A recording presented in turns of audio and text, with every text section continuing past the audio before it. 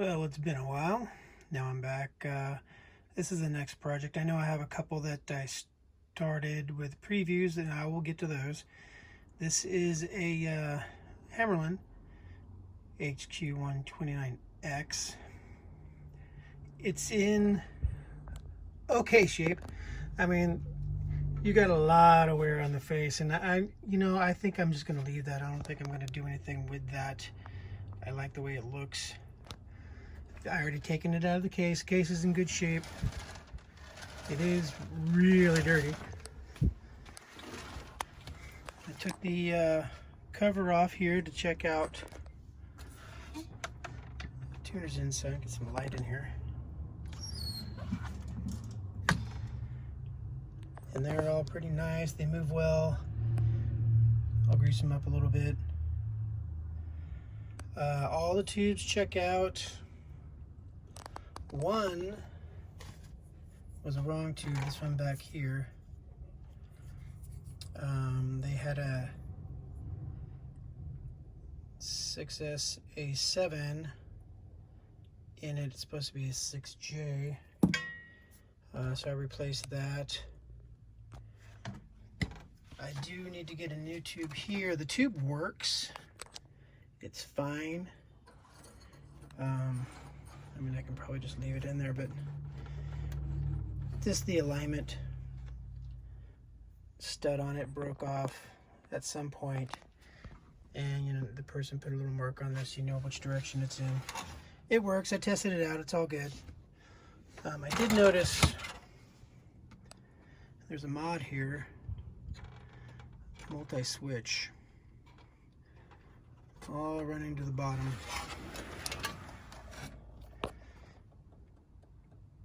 Not quite sure what that does yet, but I'll figure it out. Somebody has been in here, obviously, because of the mod, but they've replaced a few caps and a couple underneath. It looks like they replaced the cord. Unique little way of doing that. Let me get this thing flipped over and we'll check out the underside. All right, flipped over. Let's see what we got here. Looks like that modification that I talked about up here. Let me zoom in a little bit here. Comes from the bottom here. I took the can lid off. Some of those mods go into the can here. One goes back here to the funnel plug here, and then one lead shoots down.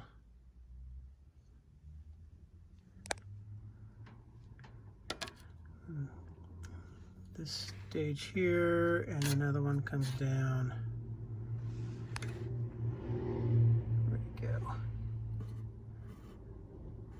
Here. So I'll figure out what that's all about. The filter caps have been replaced with the correct values, although shoddy work. Wrong size, shrink, wasn't even shrunk. They were taped together and just kind of sitting up here. So I took the tape off.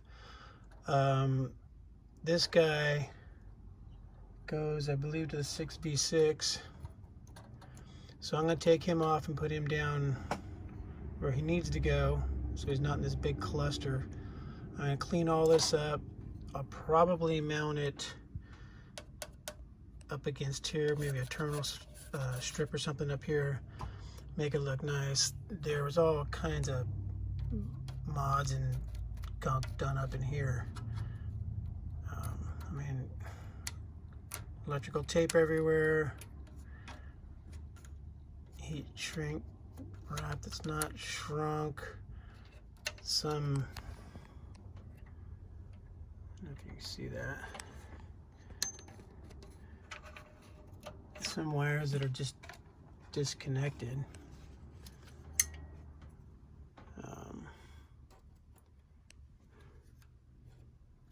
The solder joints, they're just, the leads are just touching and soldered. They're not J-hooked or anything.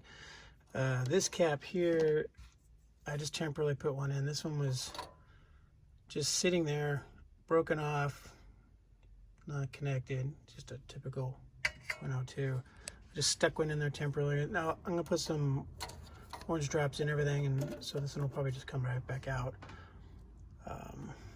I mean, just some of this stuff. Just wild. The power cord is just, I haven't taken this tape off, so I don't even know what that looks like yet. Hose clamps to hold the cord in. Just wonky. This resistor here is just taped. It was connected down here to the relay plug here. I don't know why that's disconnected yet. I haven't looked into the mods yet. I will. I mean, they added some plugs there too. I fired it up because these were replaced. Brought it up on my Variac and my dim bulb, so nothing would pop. No hum, so these are all working, but I'm not getting anything. I ran some signal through on my signal generator, and I was picking that up. Frequency was off, so this is gonna need alignment, but I'm gonna do all that after I replace all these caps. I don't know, I'll have to look in to see what he did in here, because this looks like a mess. All the other ones I've seen look pretty simple, not a whole lot of clutter. This thing's just cluttered up. So the switch up here is the mod.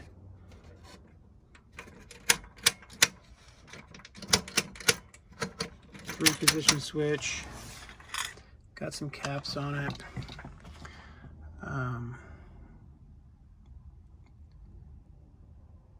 Yeah, I don't know. Maybe I'm looking into some of the newer Hammarlunds. The 170. The 170 has a KC selector, so they can cancel out some of the noise background. Maybe that's what this is. I don't know. I'm gonna look into it, and we'll see what we got. I did get and ordered and received some new caps. They're all there. I'll probably just keep these and not put those new ones, or not put the new ones in, just keep those. This one I might put in because that one looks kind of old. I don't know. We see they're doing their work. I'll test them and double check what's going on. So first things first. Recap. Check resistors and see if it'll fire up and make any noise. It should be fine. And then I'll start to look into the mods and see whether or not I want to keep them or not. You know, I'm gonna redo this cord. This is just shoddy too. Put something a little better in there. The cord's fine, it just needs to be redone. And we'll go from there. All right, real quick, I want to go over what I do on the schematic when I'm working on a radio here. So I take the schematic, and sometimes I'll start with the antennas, and or the power. It doesn't really matter where I start. Depends on the radio. But like on this one, I'll take some highlighters. I'll take 3 colors. The yellow, I'll start from the beginning and go through and check everything.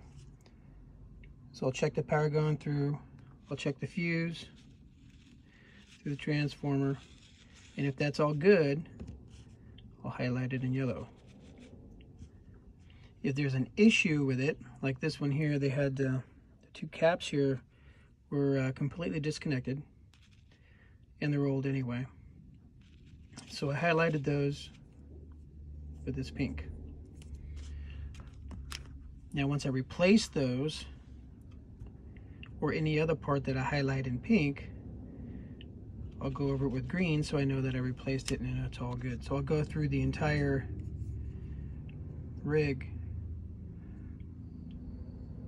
all the way through, follow everything through, replace what needs to be replaced, mark what needs to be marked as far as bad, damaged, new. Like this up here is part of the mod, so I drew that in. I still haven't done anything else on this mod yet. That's just real quick. So I'll go through and I'll add the mod in so I can see and visually see what they tried to do or did, and determine whether or not I want to keep it or not. So that's how I do my my schematics, and running through to make sure I don't screw anything up. I've had things in the past where I've recapped everything and it still wasn't working. I still had a hum and a buzz, not a huge one, but a little one. And then I went back on my schematic and I'm like, oh yeah, well there's a cap that I missed. And sure enough, when I looked on the radio, it was buried underneath somewhere. I just didn't see it. So this helps to do it this way. I know this is a larger schematic, so it can get a little confusing, but you know, with my brain, I need it. So anyway, there you go.